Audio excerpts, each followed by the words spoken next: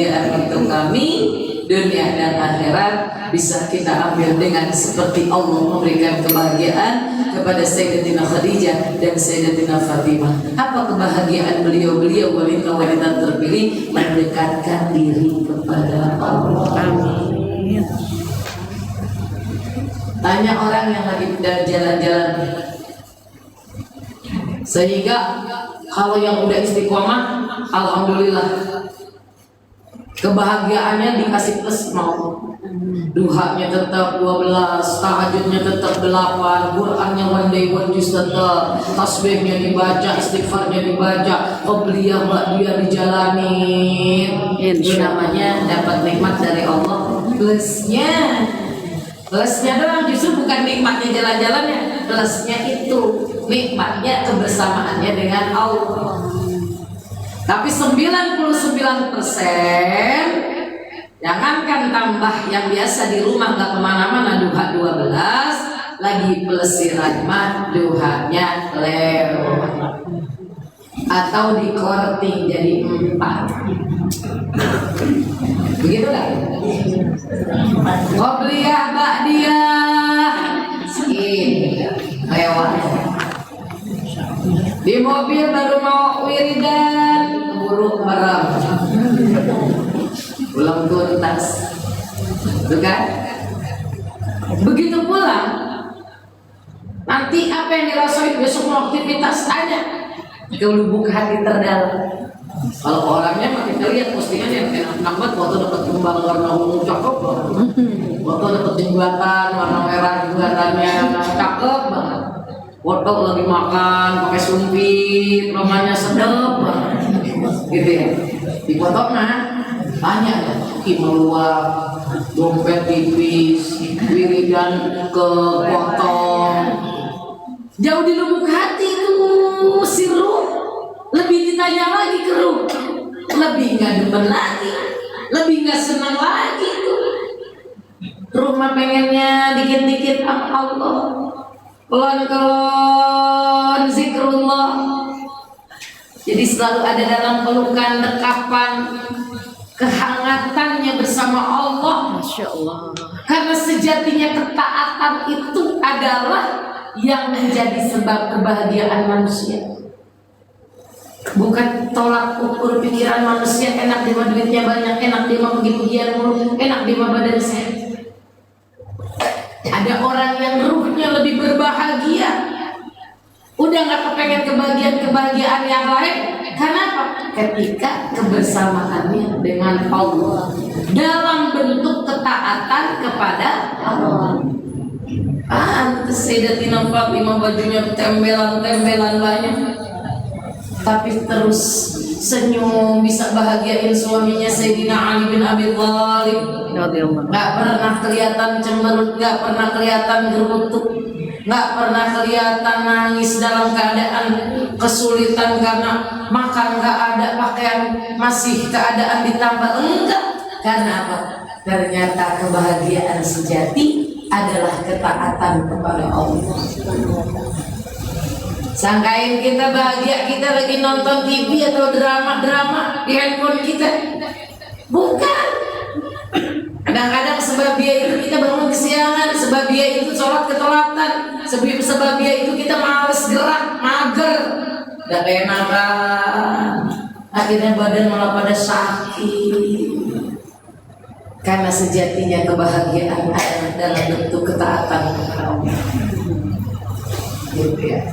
Makanya kalau kita dikasih bagian lebih untuk bisa makan enak, tiap butirnya kita ingat rahmat Allah, tambah nikmat. Walaupun harus meneteskan air mata, karena begitu besarnya rahmatnya Allah. Kita tidur di tempat enak, di kamar kita sendiri, ataupun mungkin lagi di rumah keluarga, atau mungkin menyewa sebuah tempat, akan lebih nikmat bukan tempatnya, karena kasih sayang Allahnya yang telah memberikan kepada kita bagian tidur di kasur embel-embelan. Ya Allah, jangan sampai kenikmatan ini membuat saya nggak bangun ya Allah, karena kenikmatan sejatinya denganmu ya Allah.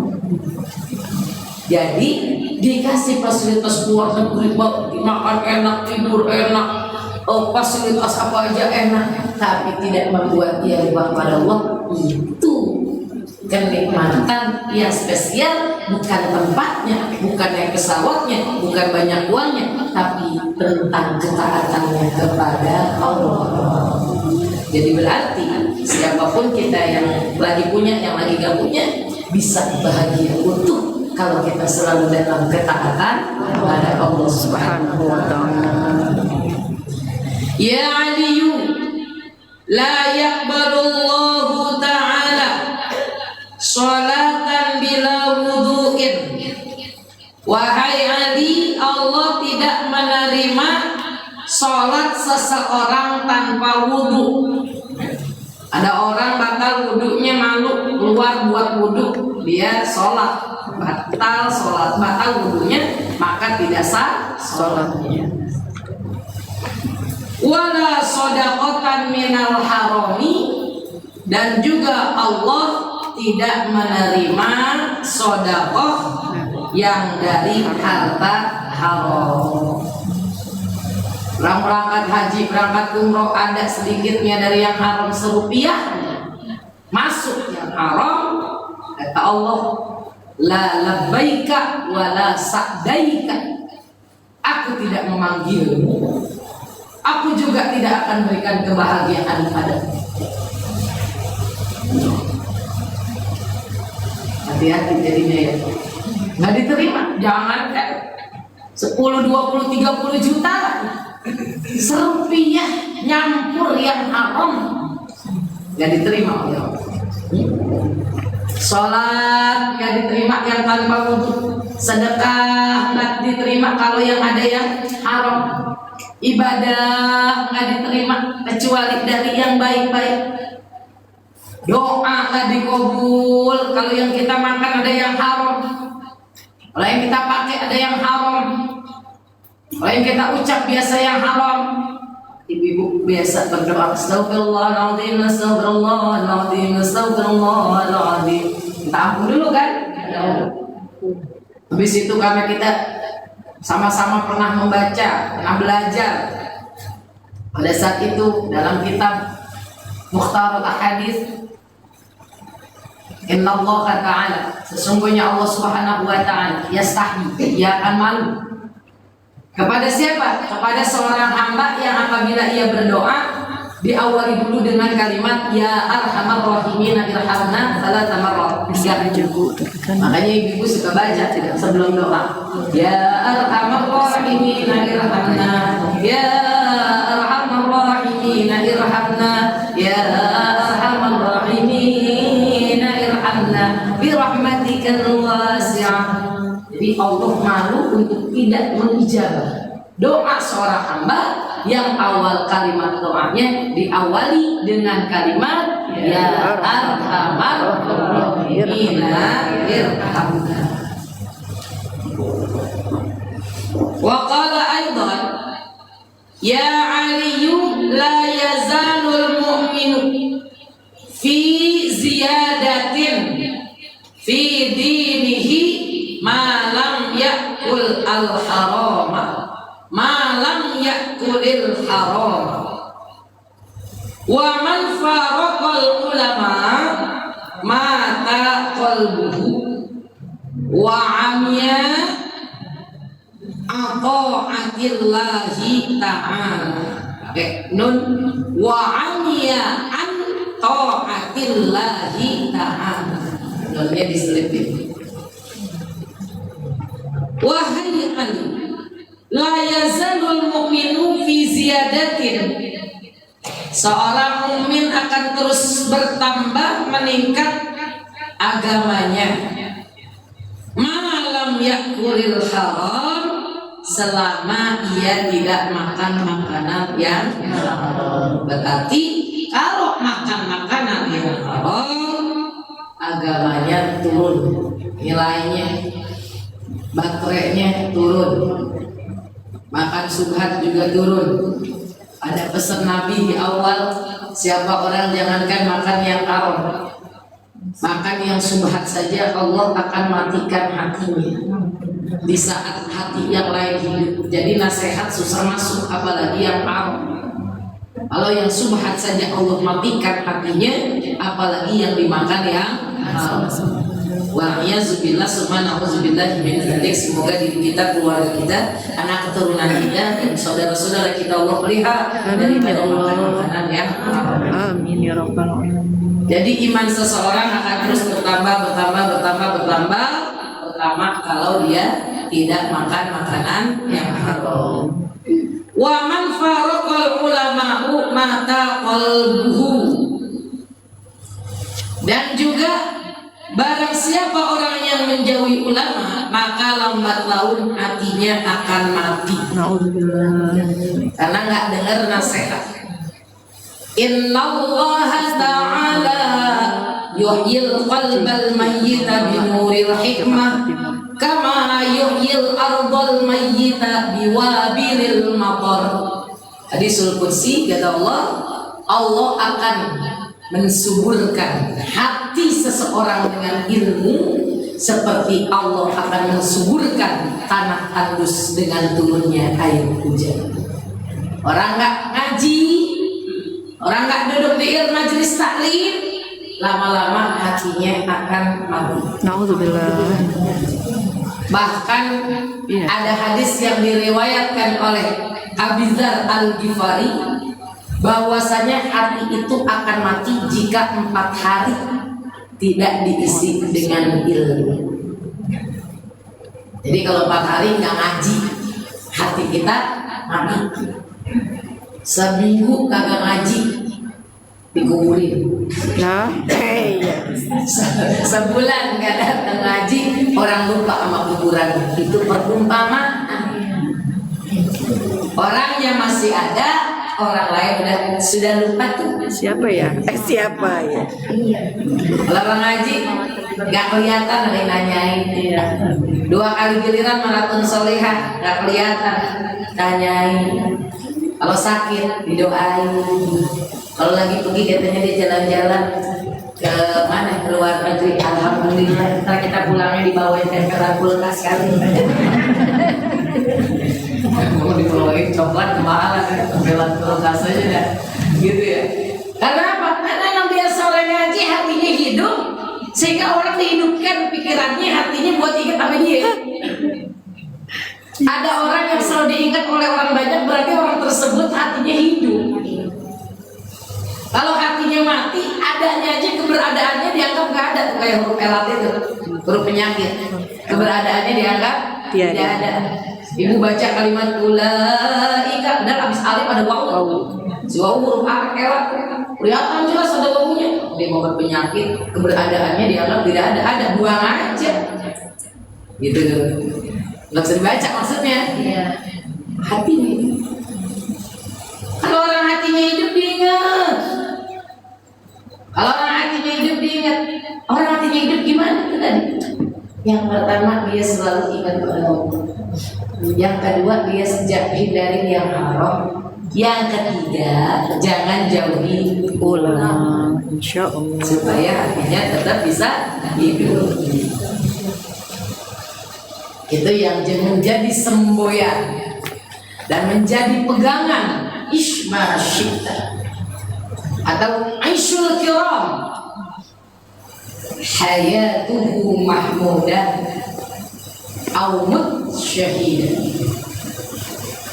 Aisyul kiram au mut syahidah wa hayatuhu mahmudah.